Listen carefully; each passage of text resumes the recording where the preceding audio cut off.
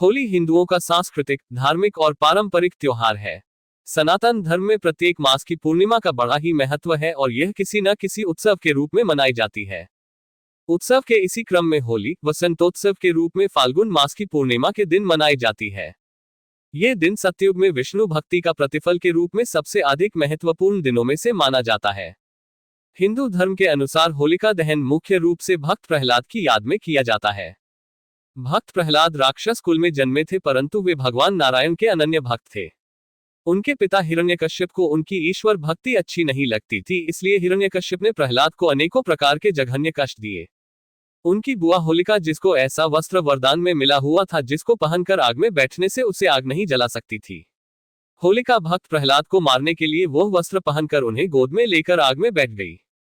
भक्त प्रहलाद की विष्णु भक्ति के फलस्वरूप होलिका जल गई और प्रहलाद का बाल भी बांका नहीं हुआ। शक्ति पर भक्ति की जीत की खुशी में ये पर्व मनाया जाने लगा। साथ में रंगों का पर्व ये संदेश देता है कि काम, क्रोध, मद, मोह एवं लोभ रूपी दोषों को त्याग कर ईश्वर भक्ति में मन लगाना चाहिए। होली का त्योहार राधा कृष्ण के पवित्र प्रेम से भी जुड़ा हुआ है। पौराणिक समय में श्री कृष्ण और राधा की बरसाने की होली के साथ ही होली के उत्सव की शुरुआत हुई। आज भी बरसाने और नंदगांव की लट्ठमार होली विश्व विख्यात है। शिव पुराण के अनुसार हिमालय की पुत्री पार्वती शिव से विवाह हेतु कठोर तपस्या कर रही थी और शिव भी तपस्या में लीन थे। इंद्र का भी शिव पार्वती विवाह में स्वार्थ छिपा था कि तारकासुर का वध शिव पार्वती के पुत्र द्वारा होना था। इसी वजह से इंद्र आदि देवताओं ने कामदेव को शिव जी की तपस्या भंग करने भेजा। भगवान शिव की समाधि को भंग करने के लिए कामदेव ने शिव पर अपने पुष्प बाण से प्रहार किया था।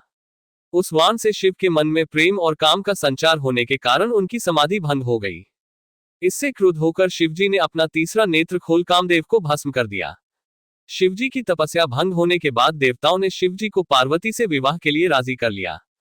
कामदेव की पत्नी रति को अपने पति के पुनर्जीवन का वरदान और शिवजी का पार्वती से विवाह का प्रस्ताव स्वीकार करने की खुशी में देवताओं ने इस दिन को उत्सव की तरह मनाया। ये दिन फाल्गुन पूर्णिमा का ही दिन था।